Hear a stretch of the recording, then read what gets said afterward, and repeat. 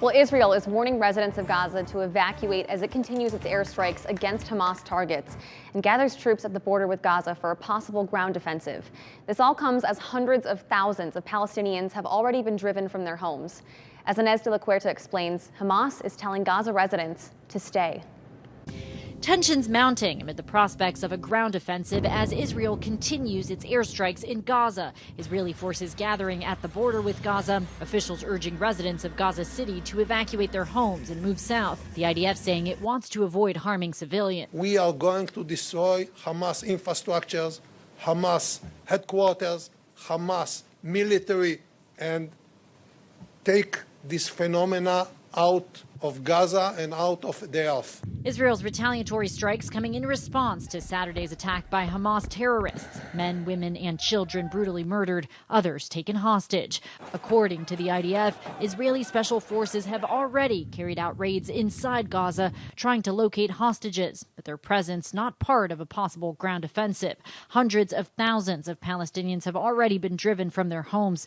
Gaza now without power, water, food, or medicine. Hamas is telling Gaza residents to stay where they are. This is the calm before the great disaster, where thousands of people started to displace to the southern part of the Gaza Strip, thinking it will be a safer place for them, while other hundreds and thousands stayed there just waiting for the upcoming death. Secretary of State Antony Blinken has been meeting with Mideast leaders, including Palestinian Authority President Mahmoud Abbas.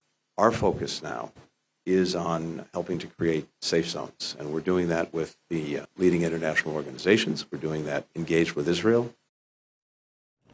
Now, an Iowa State professor who has done years of research working in Syria focusing on Palestinian refugees says this conflict goes back 75 years. She says it all started when the United Nations partitioned Palestine into two separate states, an Israeli and an Arab state. This all sparked the first Arab-Israeli war, which displaced about 700,000 Palestinians when Israel won a year later.